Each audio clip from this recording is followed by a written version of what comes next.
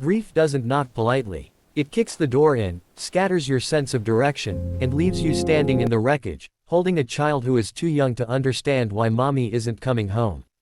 That was how life felt for Daniel Harper at 34, like a house with half the lights burned out. 2 years earlier, his wife, Emily, had died in a car accident on a rain-slick highway outside of Cleveland. One moment she was on her way home from a late nursing shift, the next, a state trooper was standing on Daniel's porch, hat pressed to his chest, speaking words that didn't sound real. Now it was just Daniel and his 6-year-old daughter, Lily, in a small blue house with a white porch swing that creaked in the wind. Daniel learned how to braid hair by watching YouTube videos at midnight. He learned that cereal counted as dinner on especially hard days. He learned that grief didn't move in a straight line, it circled back when you least expected it. He worked full-time as a mechanic, grease permanently settled in the lines of his hands. He packed lunches with handwritten notes that said things like, "You're braver than you think." And every night, after Lily fell asleep clutching her stuffed elephant, he would sit on the edge of his bed and stare at the quiet. Loneliness is a different kind of heavy when you're carrying it alone for two. Daniel hadn't planned to start dating again. The idea felt disloyal at first, like erasing something sacred. But his sister, Rachel, gently reminded him that loving again didn't mean loving Emily less. It just meant his heart was still alive. So, on a chilly Friday evening in early fall, Daniel found himself standing outside a small Italian restaurant downtown, nervously adjusting the collar of his only blazer. Her name was Ava. They'd met through a friend of a friend. She worked in nonprofit administration, loved old movies, and, according to Rachel, had the kindest smile you'll ever see. Daniel wasn't sure what he was expecting, but he wasn't expecting his heart to pound like he was 16 again. When Ava walked in, he recognized her immediately from her photos. She wore a deep green sweater and carried herself with quiet confidence. Her smile was warm, but there was something else in her eyes, something searching. "Daniel?" she asked. "That's me." He stood quickly, almost knocking over his water glass. "Ava. Hi." They laughed, the awkwardness easing. Dinner started like most first dates do. They talked about work, about Lily, about how hard it was to find decent coffee after 8 p.m. in Cleveland. Ava listened closely when he talked about his daughter, asking thoughtful questions instead of offering polite nods. "She sounds amazing," Ava said. "You must be really proud of her." "I am," Daniel admitted. She's the best thing in my life." There was no pity in Ava's expression. Just understanding. Halfway through their meal, as the waiter cleared their plates, Ava tilted her head slightly and studied him more intently. "You really don't remember me?" she asked softly. Daniel blinked. "I'm sorry." Her smile didn't fade, but her eyes shimmered with something fragile. "We've met before." He searched her face. The curve of her cheek. The shape of her eyes. Nothing clicked. "I'm sorry," he said again, embarrassed. "I don't think I." "It was 2 years ago," she continued gently. "At Mercy General Hospital. The night Emily," her voice trailed off. The air between them shifted. Daniel's chest tightened. Mercy General. The sterile smell. The buzzing fluorescent lights. The doctor's careful tone. "I was there," Ava said. "My mom was in the ICU down the hall. I remember you sitting on the floor outside the trauma room." The restaurant noise faded into a dull hum. Daniel swallowed hard. He remembered that floor. Cold tile against his palms. His world collapsing in real time. "You couldn't stop shaking," Ava said quietly. "You kept saying, 'I have a little girl at home. I don't know how to tell her.'" He felt exposed, like someone had pulled open a drawer he'd kept locked. "There was a vending machine down the hall," Ava continued. "You didn't have any cash. You hadn't eaten all day.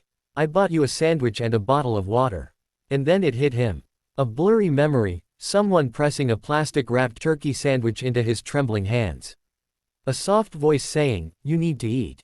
For your daughter." "I thought you were a nurse," Daniel whispered.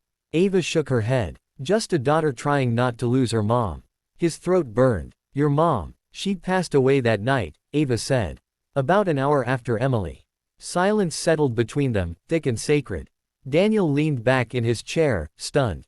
"I didn't know. I didn't even say thank you." "You did," Ava said gently. "You looked at me like you were drowning, and you said, 'I don't know your name, but I'll never forget this.'" His chest cracked open. "I've thought about you over the years," Ava admitted. Not in a strange way.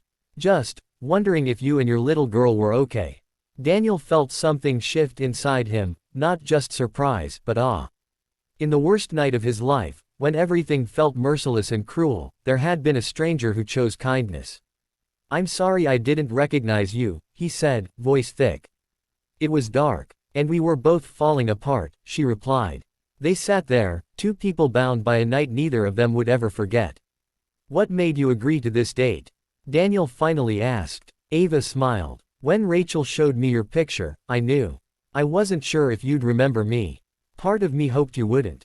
I didn't want that night to be the only reason you saw me." He exhaled slowly. "I wish I'd known sooner. I don't know. I would have thanked you properly. You just did." The rest of the evening felt different. Deeper. They weren't just exchanging surface details anymore. They were sharing scars. Daniel told her about the nights Lily cried herself to sleep. About the first time he tried to cook pancakes and set off the smoke alarm. Ava told him about cleaning out her mother's closet alone, about learning how to navigate holidays with an empty chair at the table. Grief had shaped them both. But it hadn't hardened them. As they stepped outside into the cool night air, Daniel felt something unfamiliar blooming in his chest. "Hope, would you like to meet Lily sometime?" he asked carefully. Ava's eyes widened slightly. "I'd like that, but only if you're ready." "I don't know if anyone's ever really ready," he admitted. "But I know she deserves to see that kindness still exists in this world." A week later, Ava stood nervously on Daniel's porch, holding a small box of cupcakes. Lily opened the door before Daniel could. "Hi," Lily said brightly. "Are you my dad's friend?" Ava crouched down to her level. "I hope so. I brought cupcakes as a peace offering." Lily gasped. "You can come in." Daniel watched from the hallway as the two of them sat at the kitchen table, frosting smudged on their fingers. Ava listened to Lily's animated story about losing her front tooth, laughing at all the right moments. Later that night, after Ava left, Lily climbed into Daniel's lap. "I like her," she declared. "Yeah?" he asked. "She's nice. And she looks at you like mommy used to." Daniel's breath caught. Kids notice everything. Months passed. Ava became a steady presence, never trying to replace Emily, never forcing her way into their lives. She helped Lily with school projects, cheered at soccer games, and once spent an entire Saturday building a cardboard castle in the living room.